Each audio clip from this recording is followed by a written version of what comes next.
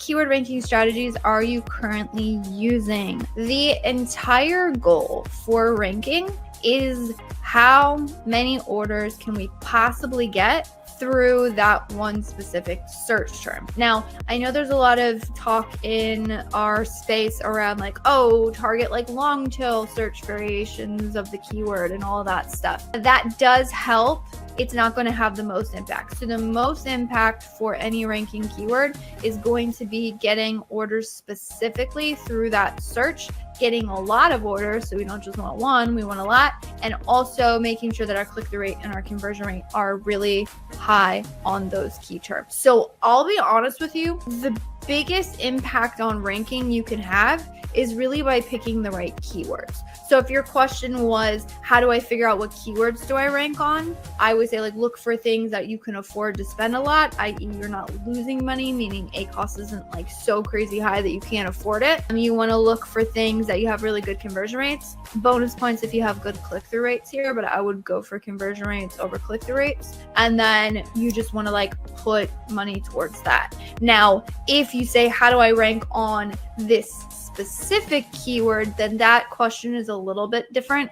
And I'm just going to tell you like push volume. Now, what I recognize is that me saying, hey, push volume through a one specific search might mean that that's not super profitable. So that's where I'm saying like the real trick is going to lie in the actual targets that you select to rank on. Other things, some pro tips and some pro hacks are more advanced but can be helpful here, is if you have a specific search where it's like crazy expensive and you just don't really have the budget for it. Again, that goes back to keyword selection. Make sure you're selecting keywords where you can afford to spend that budget on it. But if we're on a specific keyword, you want to make sure that you're showing high enough in search that you can really get those good conversions and get those eyeballs on the product. But maybe you can't afford a ton of clicks because there's a lot of clicks and they're really expensive. And use the budget as sort of a lever to cap or meter how much money you are spending for that ranking play. Now, how effective that is going to be how many orders your market is making, and that's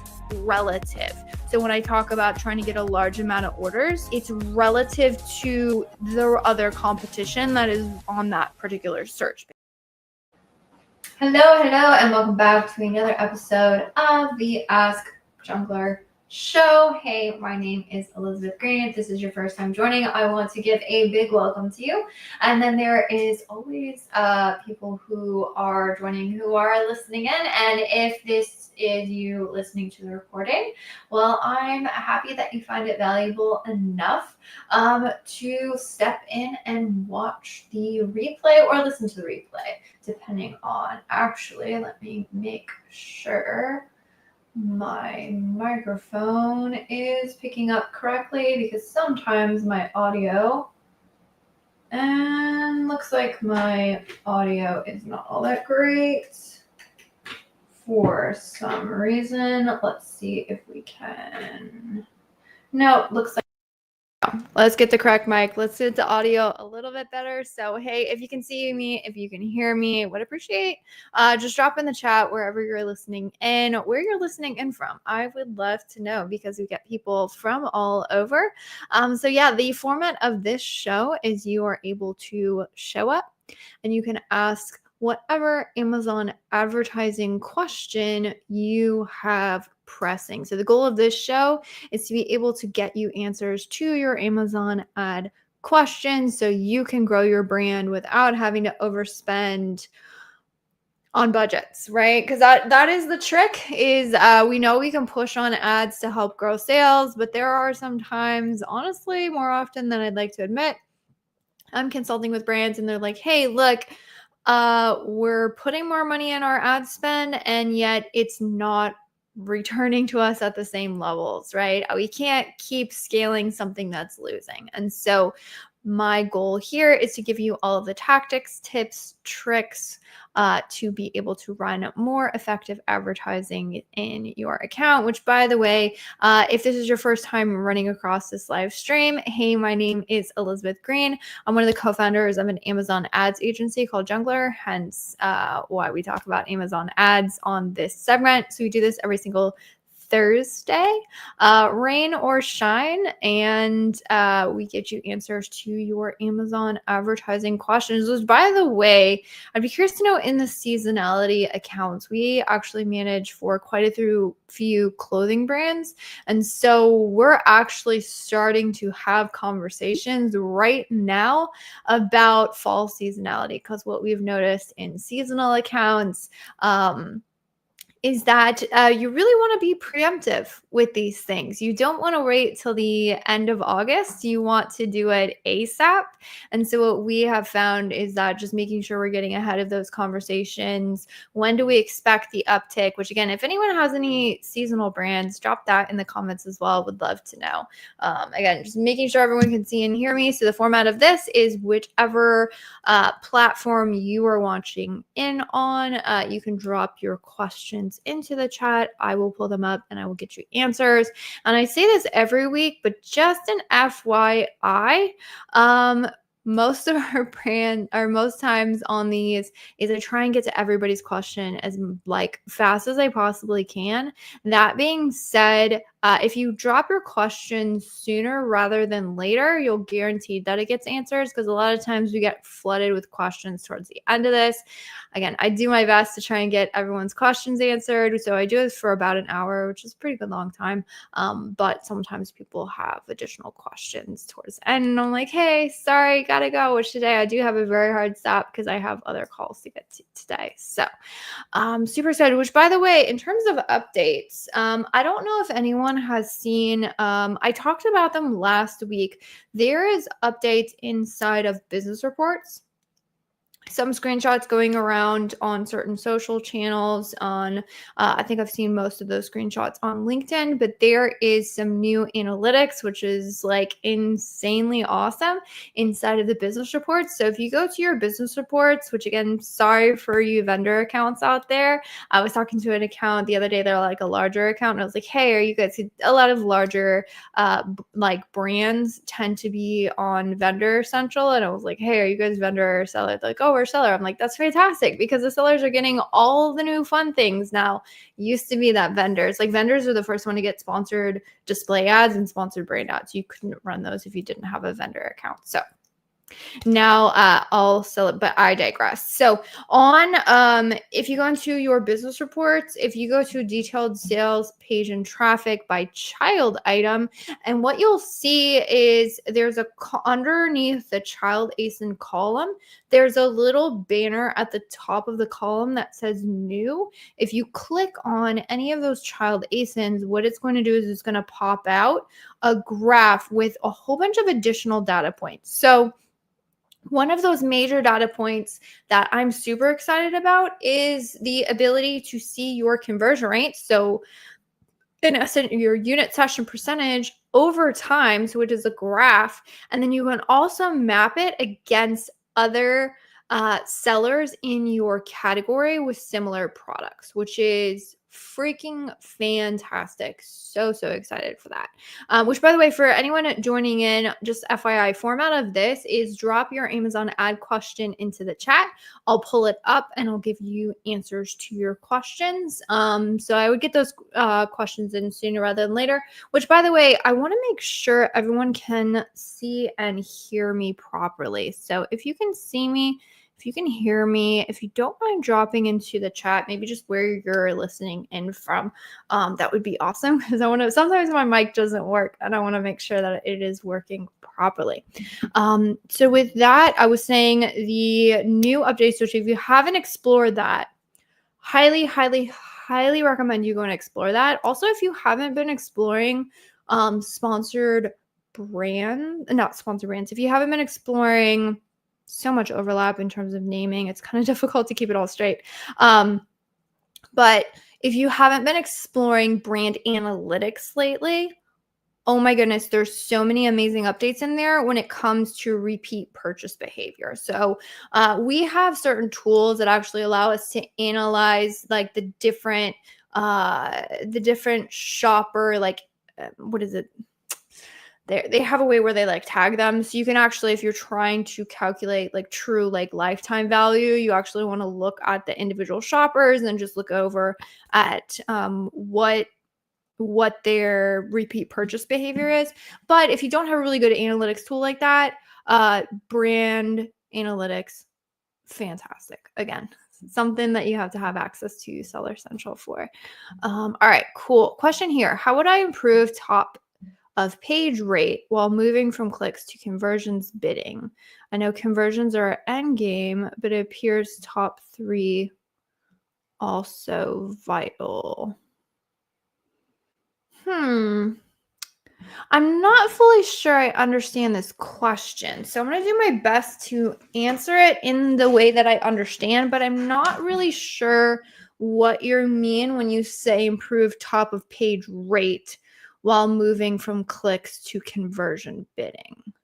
Like clicks to conversion bid, because I know clicks to conversion bidding, from my understanding, that's only available in sponsored display ads.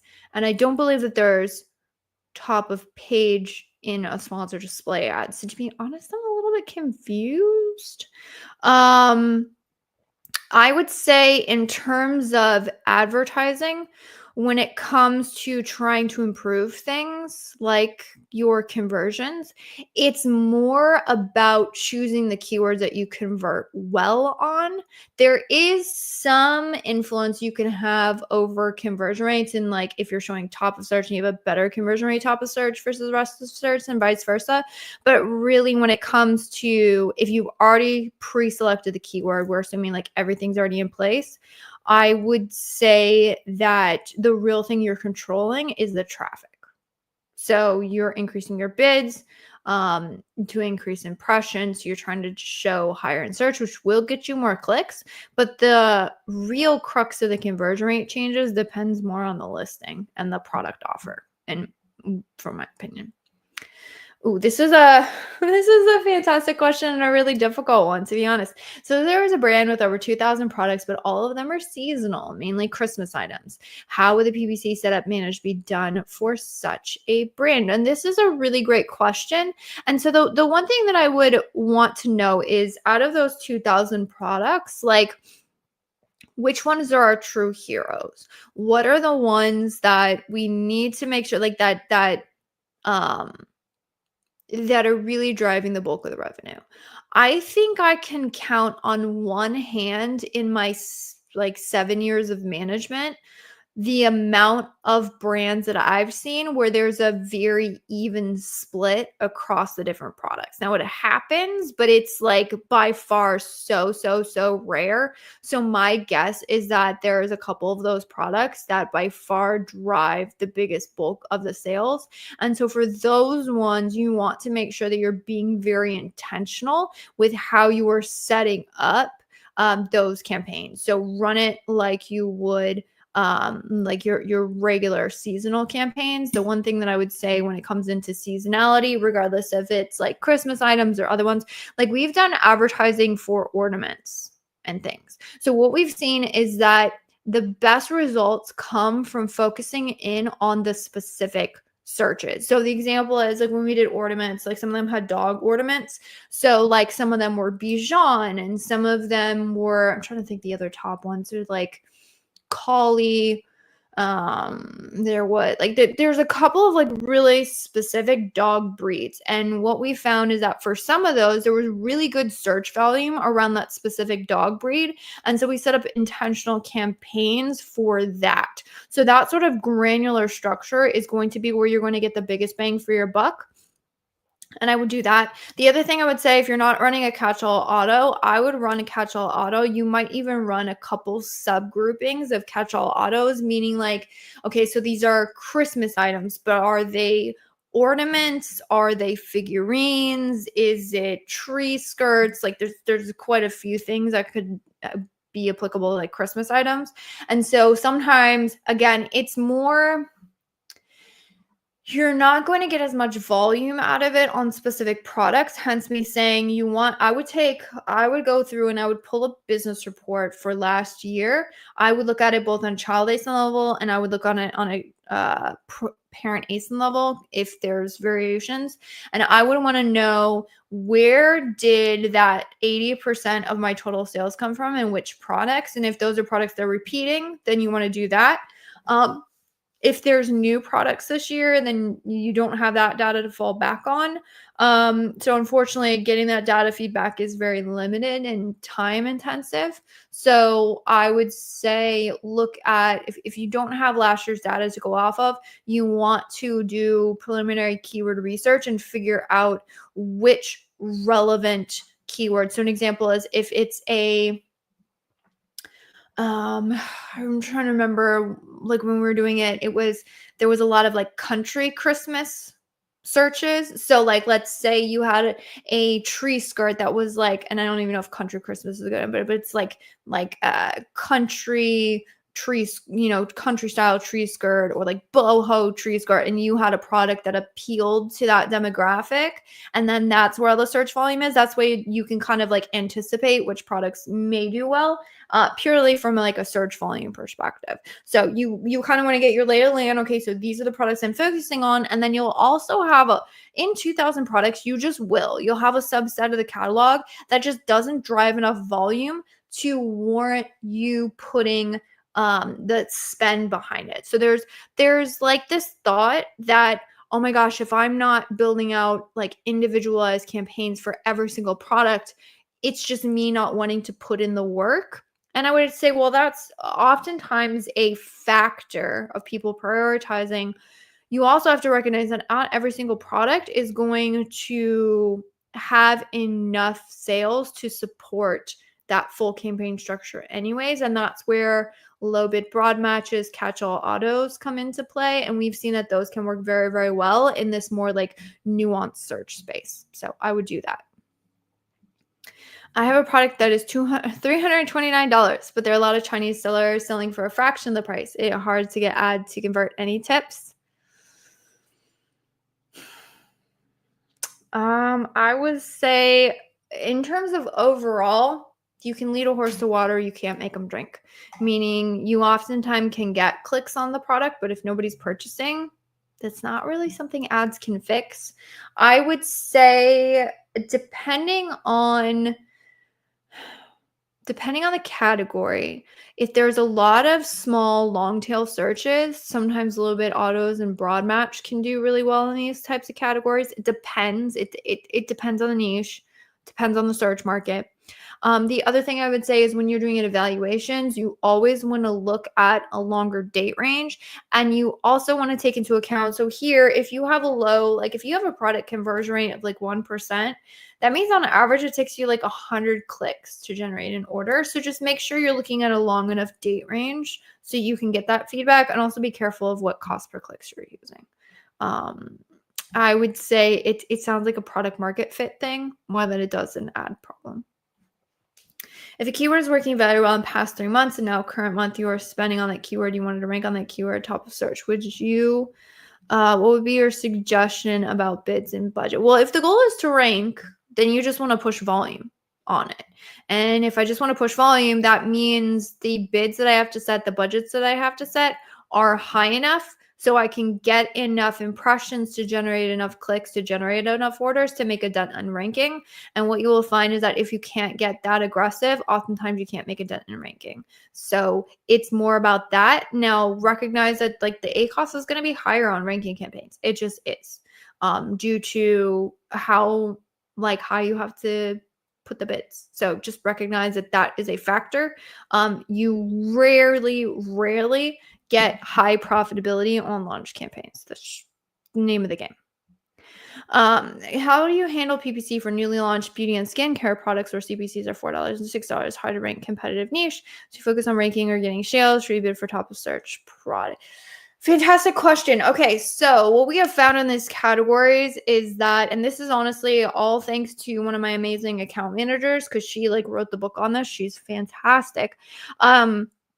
Yes, the thing about these categories is that testing is very competitive. So let's say you pulled out like 10 different keywords you wanted to try and rank on. You're paying $4 and $6 a click across like 10 different keywords. Multiply that times how many clicks you need to generate an order. It adds up really, really, really fast. So what we do is we want to find out which keywords we can rank or we have a chance to rank on as quickly as possible. And we want to do that in batches. So we would select, say, maybe only 2, maybe 3 keywords to try and push ranking on. And the other thing that we have found is that going after you want to go after enough volume to be able to make it worth it. Example is like if I niche down into like a really specific search keyword, but then I found it only had like, 300, 500 searches a month, it's probably not worth it for me to go super aggressive there. So you have to drive enough volume to make it make sense. But if you can find specific keywords that are hyper relevant to the product, so hyper relevant would be, let's think of an example in the beauty category. So let's say you had a face lotion, right? Notoriously difficult. Okay, so face lotion. Let's say your face lotion is brightening. Okay, could we do like brightening face lotion or like I don't know, removes dark spot lotion or whatever. Okay, that's good. Okay, so what happens if my lotion also, the reason why it's brightening is because it has licorice root in it. Okay, so that's more subset. So like, can I go deep into the market that the product serves and find enough search that I can double down there? That's the way I would do it. And then you just want to run those tests in very short batches because they're really expensive to run. Hey Liz, I launched a variation of the existing niche product outside parent, different design. So I could do Vine. Should I pursue existing ASINs organic top plus search code, please? Hurt long-term ASIN rank. Should I pursue existing? No, I think you're fine. What we've seen in either variations or even if they're separate listings is like, as long as you're focusing on where that specific product performs best, you shouldn't really have impact. I think where I've seen people get into trouble is because they're holding off or they're doubling down based on what a different product is doing. And there sometimes you can make some incorrect decisions. So I would say as long as you're focusing in on how that specific product is performing in those specific campaigns and those specific searches, I think you should be totally fine. But good question. It is a good question. As someone who's new to Amazon ads, what is your best advice to go from beginner level to more intermediate and really improve across the board to help my company? Good question, Ben. I've said this before, but I really think the most important thing to understand is the relationship between the data and the actions that are happening from a shopper perspective. I'll give you a great example. So whenever you are advertising, you are basically inputting things, keywords, using specific match types, putting a specific bid, putting a specific budget. We're doing all these tweaks and things. But what I've seen is that advertisers often forget that there is like an end thing that is happening that the shoppers are interacting with, and that is what drives your numbers. So an example is, right? If we increase our bid, we show higher top of search. Higher top of search means that more shoppers are introduced to it. And so we would expect to see like an increase of impressions, more shoppers, right? So I just see, oh, impressions went up. Fantastic. What they see is more shoppers saw my ad on this very specific search page. So if I choose an exact match, right? Well, I'm restricting what search pages I'm showing up on. So when I increase my bids, I'm getting more impressions when I look at the target, but I know that those impressions are coming from a specific search page. If I'm looking at a broad match, right, there's a whole bunch of different search terms that can be triggered through that. So while I might have the same thing happening, increases of impressions, the difference from the shopper perspective is there's only one subset of shoppers that is seeing it in the exact match, meaning only shoppers who are searching for pink metal water bottle or whatever the search term is, when I have more impressions on a broad match from a consumer perspective, they're not only finding it on pink metal water bottle, although that might be the exact term that I'm advertising on because it's a broad match. I'm showing up on pink metal water bottle for women. I'm showing up on rubber coated pink metal water bottle. I'm showing like all of the potential variations is exponential, right? So when I understand like, oh, when I do these actions, when I build these things, that is what I'm doing from an advertising perspective. Because a lot of times in pay-per-click advertising, because there's no, I don't want to say no, but there's very, very few creatives involved. So it's like highly analytical and mathematical, which is true. But from a improving and doing better with your ads, you need to understand what it is that you're doing, even though there's no creative. Because if you had creatives, you're like, oh, do I put this headline? Do I put that headline? What happens when I have this creative? And you're always thinking about it from the, or you should be if you want good performance, but you're always thinking about it from a, who am I targeting? What am I showing them? Like you're really thinking about the audience. And then in Amazon advertising, a lot of times those like that perspective is just completely gone. And then the other thing that I would say, kind of doubling down on that analytics perspective, is what do the numbers tell me? So an example is click-through rate, right? So what do the numbers tell me, and what is within my power to control? So click-through rate goes down. Okay, that means that a lot of people saw it, but nobody's clicking. So I want to know. So the thing that I would say, because I understand like the whole, I understand the whole dynamics. I would say, okay, so click-through rate went down. Is it because, am I showing it to the same shoppers? So did my impressions stay the same, or did my clicks go down? Because I know that click-through rate is clicks divided by impressions. So I might look at click-through rate and be like, oh my gosh, click-through rate went down. But then when I know the two numbers that are used to calculate the click-through rate, then I might say, well, let me look at impressions. Oh wait, my impressions doubled. Okay, so all of a sudden I'm getting a ton more eyeballs, but like less people are clicking. Now I want to know, where are those eyeballs? Who's not clicking? Who am I starting to show up in front of that maybe I wasn't showing up in front of before? Or did I change where I'm showing up? So if it's like again, going back to what am I doing? What are my things of control? Then I'm going, okay, so more impressions.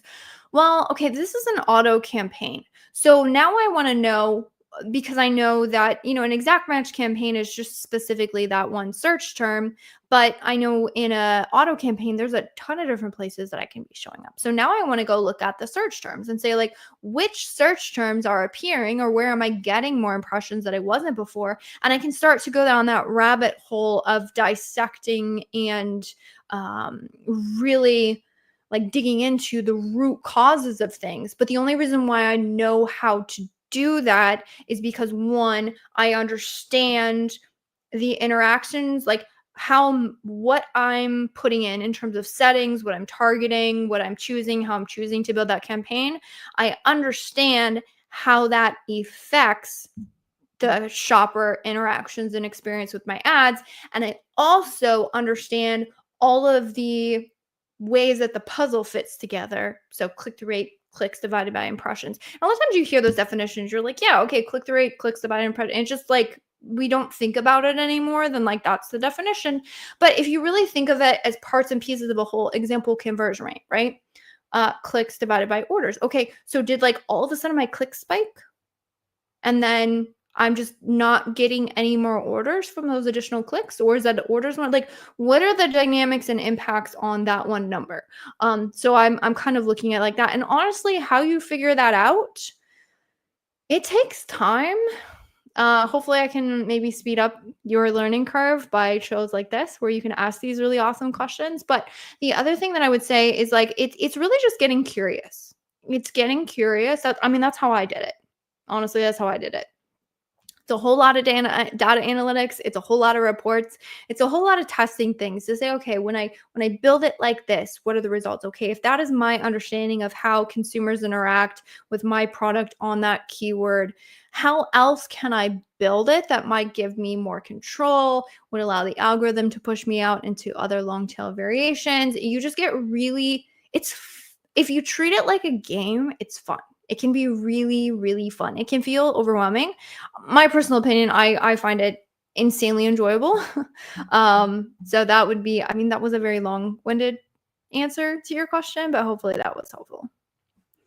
All right, if we are running a brand with higher catalog, more than 300 to 500 ASINs in jewelry, mainly gold field, and profit is going in negative month to month, ACOS is 40%, but you're increasing sales is plus 5% every month, how to get back to profit or sustain the profit. The question is not in ACOS. Your answer is not ACOS. Your answer is total ACOS. And to be more clear than that, your answer is you need to work on organic ranking to fix the total ACOS. That's typically the dynamic here. And let me pull up a sheet and I'm going to share this with you because this is a fantastic thing. So if you're YouTube and streamer. Okay, cool. I'm making sure I have the right one. All right. So this is the dynamic. You have two things in play. You have your ACOS, which is the thing that you're talking about, which is 40%. And then you have your total ACOS, which is determined by a lot of, there's three different ways to look at calculations. Going back to like, hey, how do I get better at ad management? It's understanding the different ways that you can calculate something to help you understand what you need to do next. Honestly, with every single bit of data analytics, it's what do I need to do next? So what you need to do next is understand where your total ACOS needs to be able to create profits. So what is the total ACOS? What is your profit margins on the products before you spend any advertising? Is that 25%? Is it 30%? What is it? So if I know that my profits are, let's say an example is I have like a 40% profit margins, then I know if I spend if I have a 20% total ACOS, I have a 20% margin left over. Super rough math. This is most likely not taking into account like storage fees. There's other incremental fees that can leak in. I just want to know rough napkin math. How much margin do I have to play with to be able to spend it on advertising? Once I have that number, then I can work backwards. So I know if I need 20% total ACOS. So here, let's say we had a 40% ACOS, and let's just assume that we have a 40% profit margin. Most likely it's slimmer than that if you're losing money. Let's do the rough napkin math. So let's say if we have a total ACOS target of 20%, if 50% of your total sales are coming from organic, meaning you have to have high enough organic ranking for that to happen, which is, we call it ad sale percentage. That's your ad sales divided by total sales is the way we look at it. And so let's say your ad sale percentage or the amount of your total sales that are coming from advertising is 80%. Well, it still makes us profitable because we have a 32% ACOS. So let's say we have 100% ad sale percentage, meaning all of our sales are coming from ads. All of a sudden, our ACOS is equal to our total ACOS. And that's how it works. So the higher percentage of your total sales that are coming from advertising, the closer your your ACOS and your total ACOS are going to be to each other. So what I need to figure out is if my total ACOS goal, let's say it's 15%, well, then I need to get a target total ad sale percentage of 37.5%. So only 37.5% of my total sales are coming from advertising, and that gives me a 15% total ACOS. So you basically need to figure out where does the account need to be in terms of your total ACOS targets. Then I need to backtrack that into what is my ACOS, what does my ad sale percentage need to be to make me sure I can achieve that. And then because you said you had a large catalog, now that I know where my metrics need to be, then I'm going to take those goal metrics and I'm going to run an analysis on the 300 to 500 ASINs. And I'm going to say, okay, given all of these ASINs, given where they are in terms of total sales, and I'm going to look at all the spend on those ASINs. And then I want to look at the ACoS, the total ACoS, and the ad sale percentage on every single ASIN. And by the way, I like to roll this up to the parent ASIN because it makes it a little bit easier if there's variations. And I say, okay, out of all of these products, where is my most inefficient spend coming from?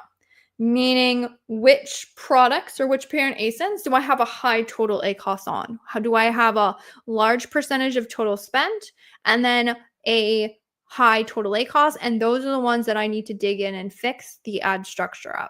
And then you just rinse and repeat that. And then the analytics are not difficult to figure out your hit list. It's taking the actions on that hit list to not hurt the total sales. So you do want to be careful when you're doing those optimizations that you're not like decreasing spend so much that you're affecting total sales.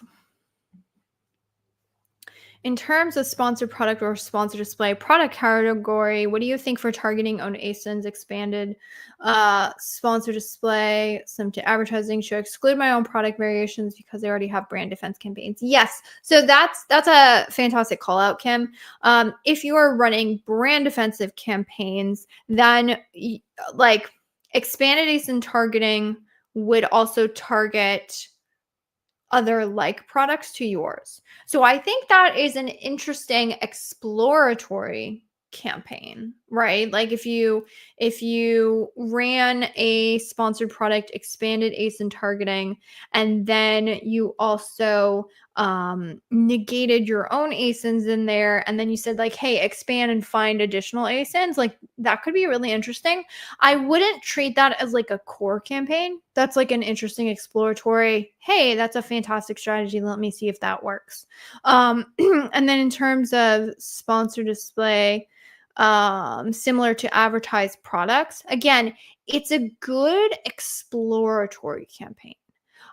We've run these strategies, and to be honest, they've been a bit of a hit or miss depending on the account.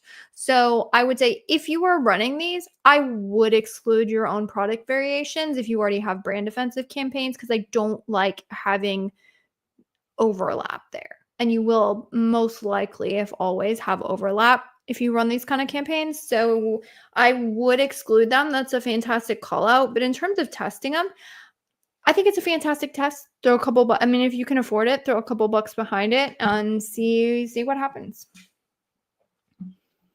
What mistakes or bottlenecks did you encounter when you started delegating PPC account management to a team? How do you ensure consistent performance and client satisfaction? Great and fantastic question. In my experience, well, providing you have good account managers, which we do. If you have account managers who do not have who are not as skilled in navigating difficult situations when it comes to advertising, like when things don't really work, everyone has what is this saying? It's like everybody has a plan until they get punched in the face. That's what typically I feel about really green or new account managers who just haven't had a lot of experience. And also, I don't want to hate on any of because I have some really good friends who do brand management. In my experience, a lot of times that I'm not saying they don't have some really insane ideas, and oftentimes because they've gone so deep into a singular catalog, they come out with some really cool tactics that we 110% learn from. That being said, in my experience, when you have someone who has either only managed one or two accounts in the past, or comes from an in-house manager where they've only ever had experience with one catalog in one category, they tend to have there's just less experience across a wide range of different things. So I can speak to what is the best strategy for clothing. I can speak to the jewelry category. We've advertised in the jewelry category. I can speak to baby. I can speak to home goods. I can speak to giftable products. I can speak to CPG brands. I can speak to beauty and skincare. And every single account has its best practices, and then it will always have its nuances. And so because I just have like a crap ton of experience across a wide range of different categories, catalogs, dynamics, I know what to do in all the situations. And you typically only get that kind of insight when it comes to a previous agency setting. So I will say that in terms of just experience. So if you have somebody who you can, like, say, throw something at and they have a wide range of experience across just multiple different categories, or you have a culture where they're comfortable raising their hand and asking for help when they come up with this situation that they don't fully understand, which we have both, then your bottleneck will not necessarily be the actual account management. It will typically and always be the client communication aspect, and the client experience aspect will always be that. And so what I would say is that if you're talking about an agency perspective, which it seems like you are, because you're talking about handoff and management from a team, the thing that you absolutely must make 110% sure that you do not drop the ball on is going to be, how does the team handle or take on client communications? And can you make sure that there's somebody evaluating their work? So we have weekly team meetings. We go over every single one of our accounts. We look at all of the metrics, and we also talk ad strategy across every single one of our brands that we're managing weekly. Like, that keeps us all honest on what we're doing. And those KPIs are set and agreed on by the clients, and we know what we're working towards, and we can internally evaluate and course correct or call in additional help if we're not navigating towards that. So you need some level of accountability.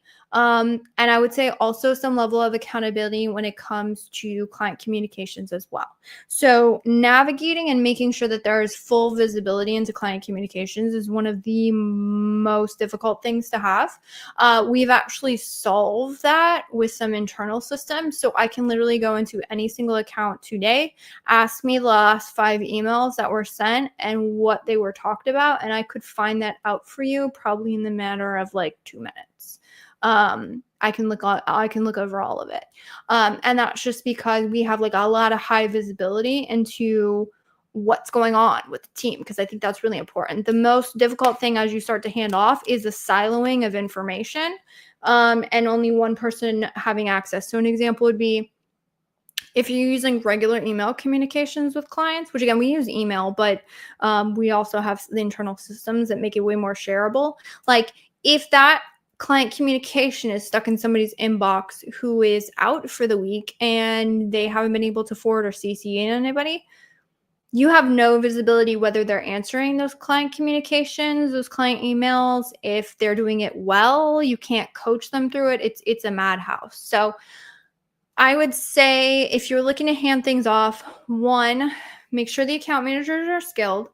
Make sure that you have a way to check what they are doing, their KPIs. Make sure you are developing a culture of internal trust and security. That is huge. Internal trust and security. If every single time an account manager raises their hand and asks about something, you have to like go overboard to praise them. Like, an example is, one of my account managers who is handling something messaged me. She's on the opposite time zone than me. Messaged me at like, I think it was like 8 or 9 p.m. my time. And she's like, oh my gosh, I'm trying to deal with this. It was a sticky client communication situation. I hopped on a call with her at 8 or 9 o'clock my time, which is well evening. I was watching a movie with my family, but I wanted to make sure that I go like above and beyond to say, hey, thank you for flagging this. I appreciate it. We got it done in a matter of minutes. We talked about the situation. We made up a game plan, sent it over to the client. Everything was good and smooth, right? But that is only because she is comfortable enough, and I've built a culture where they can feel comfortable to bring me those situations when it is a time critical issue, even though she knows she's like, I'm so sorry, this is really late. And I was like, hey, I'm fine. Thank you so much for flagging it to me, right? So then that just takes time. That just takes time, to be honest. Ooh, good question about communication frameworks. What communication frameworks or touch points you found most effective for building long-term trust and retention, especially during the first 90 days of, I want to see if I can pull up our internal documents. I would say that there is 2 things that if you tell your team to focus on, if you focus on and you get good at when it comes to communications, it is 2 things. It is speed and clarity. And a third one, which I would say is almost first because of what I've seen, is being proactive. Being proactive will always, so if we see something in an account, conversion rates get hit, so ACoS spikes, spend got a little out of control, something happened, I want to be the one to tell the client that. I want them to hear it from me before they even find it for themselves. I would much rather send an email, which when you start doing this feels freaking terrifying because you're like, and again, you have to condition your team for this. I have conditioned my team by praising, by coaching, and by leading by example and making them feel safe doing this, that when we see something, I would much rather say, hey, client, I know we have XYZ budgets. We've noticed this specific campaign and this product got a little out of hand. We wanted to let you know, just letting you know, we've also applied some budget and some bid optimizations. We're taking care of it. We're going to watch it over the next couple of days. However, we just wanted to keep you in the know. That's much better than when they go into the ad account and they see like spend went a little bit higher, 2 days ago. They're not going, oh my gosh, what happened? Because what happens in that dynamic, a lot of times, because it's really scary to send that, hey, something got a little bit screwy emails. It's terrifying. You would much rather say, oh, let me just quietly fix this and hope nobody notices. But what you do in those situations is essentially you're communicating that, or you're not communicating and it seems like you're trying to hide things, which never bodes well. Open, honest communication is always the key. So you want to do speed. As I want to answer as fast as humanly possible. I don't want them to have to spin and think and get worried because I didn't answer them. So, we monitor messages on weekends. We answer on weekends. And then the other thing is I want to have clarity in what I say. I want it to be very easy to understand. 1, 2, 3. Great. You want to, if you can focus on speed, clarity, and then being proactive, that will get you really, really far. All right, Kim, what do you think about excluding your own ASINs and auto campaigns as well? If you have existing ASIN defense, then also low bid campaigns. You reflect your own ASINs and excluding campaign names. If so, how? Yeah, good question. I would say it depends on the brand. So for us, for smaller brands, we haven't really noticed that it has that big of an impact, to be honest. And so I think in some of our smaller brands, it doesn't matter as much. There are some larger enterprise brands that we manage for. And what we have found is because they have such a big brand presence that it's very, very easy for ASINs and things to pop up in, like you said, auto campaigns and other ones. And so for that reason, we always make sure we're very stickler about adjusting for that. And one thing that you can do, Kim, and that's honestly, this is what we do all the time when we're looking for like branded versus non-branded spend. You want to look at it on a search term level. So actually, we can talk spreadsheet formulas, but like one thing you can do is if you have like a nomenclature in your campaign names, which you should, that delegates that it's a brand defensive campaign. So in our example, like for us, the word BD, so we use BD for brand defense. If it has BD in the campaign name, then I know it's a brand defensive strategy. If it doesn't, then we can rightfully assume that it's not brand offensive. So you can actually run like a spreadsheet formula to like search for, okay, one, on my search term, is this a branded search term or not? And then does the campaign contain brand defense or not? And then you can run that so that you can actually see like what what potential things are triggering in campaigns that you wouldn't want them to trigger in. And then the other thing that I would look at is just what is your percentage of branded spend?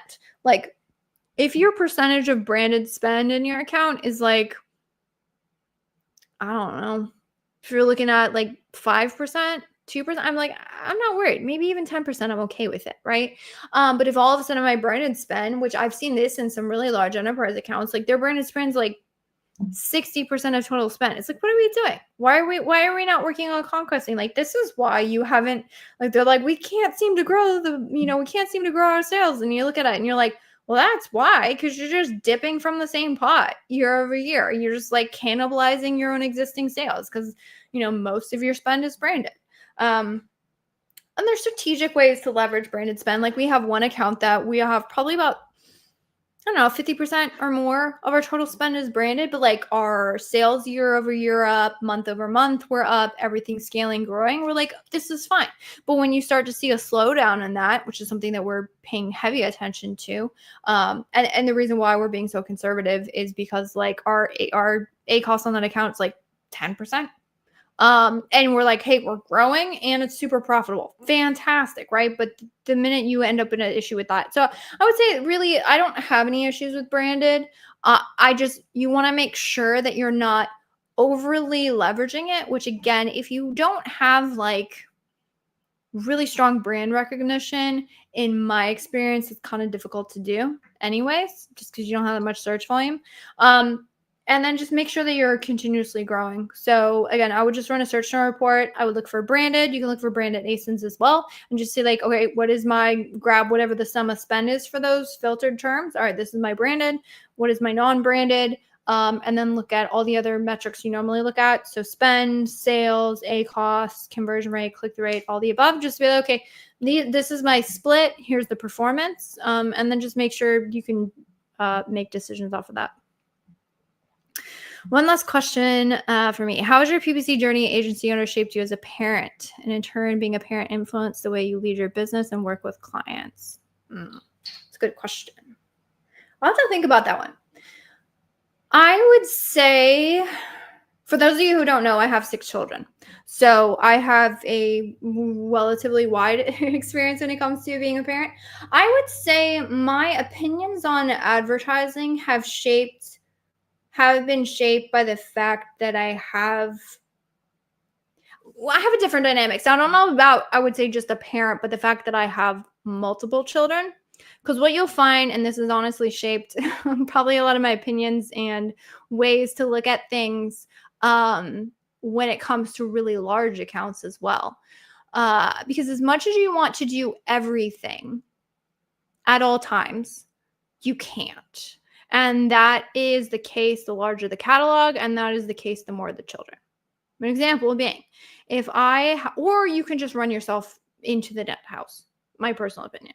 So an example would be like, if you have one, and I'm not saying there's anything wrong against having like 1 or 2 kids. I have no problem with it. It's just, that's not my life. And so for me, it's like, well, when I had 1 kid, I could do everything, right? So I used to, when it was time to put her down for a nap, I would like, well, you have that weird baby sleepy time where you're like, oh, okay, I have to put them down right now, or they're going to wake up if I try and put them down later. And I would just hold her for her nap time, and I could do that, right?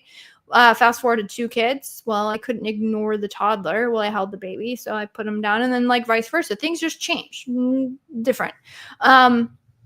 And so I could make sure that her outfit was always 100% on point when they were little. And I had 1 kid, even when I had a toddler.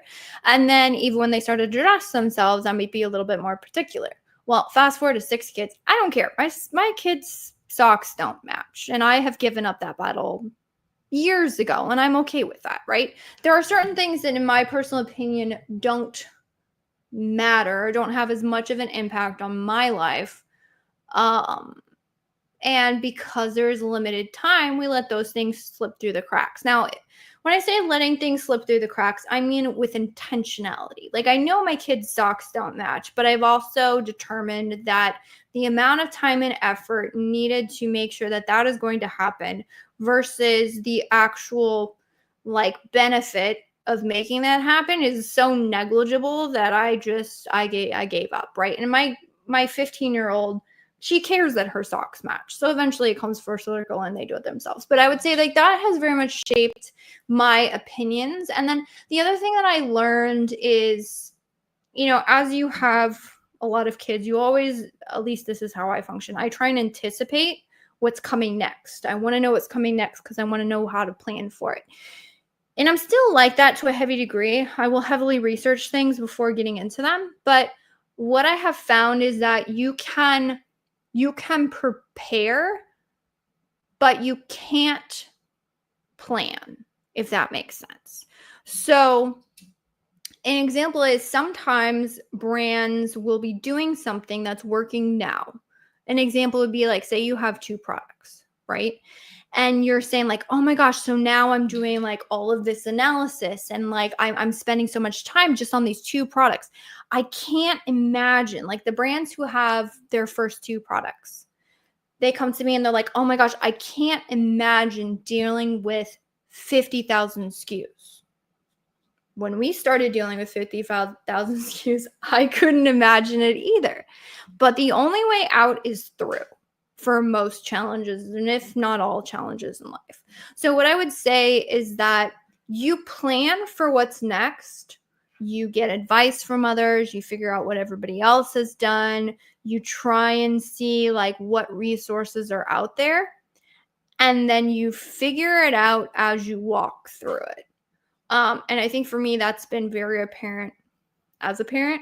That's something that I learned long ago. I remember like thinking as I was pregnant with my 3rd, like, man, this is the way we do nap times right now. But like, you know, as the new one comes, I know enough that this is going to shift the dynamic. And then I stopped and I realized I'm stressing about a problem that I'm not even at a place where I even need to fix it. So I would say like, if you can, again, you prepare, you think about, you gather resources for, which I think is really valuable because then you're not completely oblivious as you have to walk through it. But I will say, don't try and plan to solve problems that you are not in a situation to even try fixing them yet. I think that has been very, very helpful for me and has kept me sane as I try and tackle things that I think the me of 5 years ago would have absolutely like thought not possible. So I would say you're in the parting shot on that, because we are at time, is like you are capable of more than you think. It's just you haven't had a big enough dragon to try and slay it yet. You will get there, and when you're in it, you'll figure out a way through it, because sometimes the only way out is through. And that is honestly the best forced learning. And I would say to get into a position of that, sometimes it's just saying yes when you're still terrified. That's been my learning journey. Anyways, knowing that is the best way forward, but also still doing it, but doing it scared, that's perfectly acceptable. And that's pretty normal, to be honest. I appreciate the more philosophical questions. Those are always fun. I enjoy them. I appreciate everybody joining. If anyone is needing more help, if you are a brand that's needing more help on your Amazon ad strategy, feel free to reach out to us. Junglr, junglr.com. More than happy to put together an Amazon's ad audit for you. And for anyone else joining in, I really hope you had value. For those of you watching the replay, I appreciate you, and I will see you all same time, same place next week. Thanks so much, guys. And that wraps up this episode of the Ask Junglr Amazon Advertising Podcast. I hope you found these insights and strategies helpful in your Amazon PPC journey. Remember, if you have a burning Amazon ad question that you'd like answers to, head over to junglr.com/live to join our next live Q&A session. Until next time, keep optimizing those ads and stay hungry.